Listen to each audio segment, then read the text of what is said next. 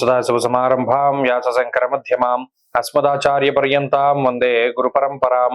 జ్యోతిష్ శాస్త్రాన్ని భావితరాల వారికి ప్రసాదించిన ఋషుల యొక్క పాదపద్మాలకి నమస్కారం చేసుకుంటూ, అలాగే నాకు ఈ జ్యోతిష విద్యను నేర్పిన గురువర్యులు జ్యోతిష బ్రహ్మ కీర్తిశేషులు శ్రీ ఏనంకి సూర్యనారాయణ మూర్తి గారు, సూర్యశ్రీ దేవజ్ఞ గారి యొక్క పాదపద్మాలకి నమస్కారం చేసుకుంటూ, ఓం శ్రీ మహాగణాధిపతి నమః, శ్రీ గురుభ్యో నమః, హరి ఓం.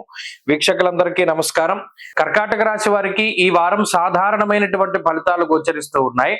ఈ వారంలో ఈ రాశి వారు ప్రత్యేకించి రవి యొక్క బలం మీద ఆధారపడి ముందుకు వెళ్ళేటువంటి పరిస్థితులు ఎక్కువగా ఉన్నాయి. ఆ తదుపరి చంద్రుని యొక్క ఫలితాలు బాగున్నాయి.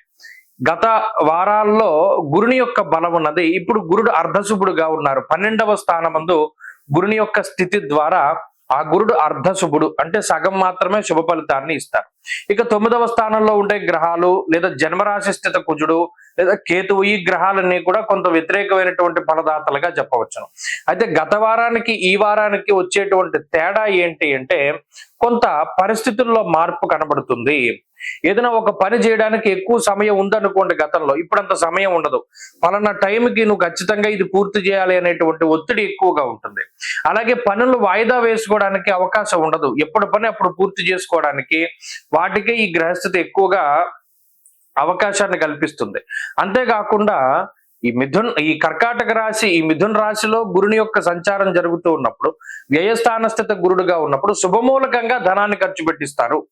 అనగా కర్కాటక రాశి వారు ఏదైనా ఇల్లు కొనుక్కోవాలి, బంగారం కొనుక్కోవాలి, లేదా వాహనం కొనుక్కోవాలి, అటువంటి వాటిపై ధనాన్ని ఖర్చు పెట్టడానికి కూడా అవకాశం ఉంటుంది. అనగా ఏదైనా ఈఎంఐల రూపంలో అప్పులు తీసుకునో లేకపోతే ఇంకోటో ఏదైనా కొత్త వాటిని కొనుగోలు చేసేటువంటి పరిస్థితులు ప్రత్యేకించి కనబడుతూ ఉన్నాయి. లాభస్థాన స్థిత రవి కొంత అర్ధంచ స్వగులాచార గృహలాభ శుభోజనం అన్నారు. అంటే ఇంట్లో బంధువుల తాకిడి ఉండేటువంటి విధంగా చేస్తారు. ఏదైనా శుభ కార్యక్రమానికి మీరు వెళ్ళడమో లేదా మీ ఇంట్లో శుభ కార్యక్రమం జరగడమో, ఇలా బంధుమిత్రులందరినీ కూడా కలుసుకునేటువంటి పరిస్థితులకి ఈ గ్రహస్థితి కారణమవుతూ ఉంటుంది. ఇక వృత్తి ఉద్యోగాల పరంగా కొన్ని క్రియాశీలకమైనటువంటి మార్పులు జరగడానికి అవకాశం ఉంటుంది. వేరే దేశం వెళ్ళాలి, వేరే దేశంలో చదువుకోవాలి లేదా ఉద్యోగం చేయాలి అనుకునేటువంటి వారికి ఇది ఒక మంచి అవకాశంగా, ఒక మంచి సమయంగా చెప్పవచ్చును. స్థాన చలనానికి అవకాశం ఉన్నది. దేశాంతర వాసానికి సంబంధించినటువంటి విషయాలకి ఎక్కువ ప్రాధాన్యత ఇస్తూ ఉన్నటువంటి వారికి మంచి జరగడానికి అవకాశం ఉంటుంది. అలాగే వృత్తి ఉద్యోగాలు సాధారణంగానే ఉన్నాయి, అంత ఇబ్బందికరమైనటువంటి పరిస్థితులు ఏమీ లేవు.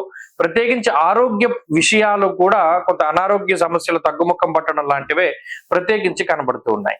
కర్కాటక రాశి వారు ఈ వారంలో మరింత అనుకూలమైనటువంటి ఫలితాలను సాధించడానికై లక్ష్మీ నృసింహ కరావలంబ స్తోత్రాన్ని అనునిత్యము కూడా పారాయణ చేస్తూ ఉండడం చెప్పదగినటువంటి సూచన.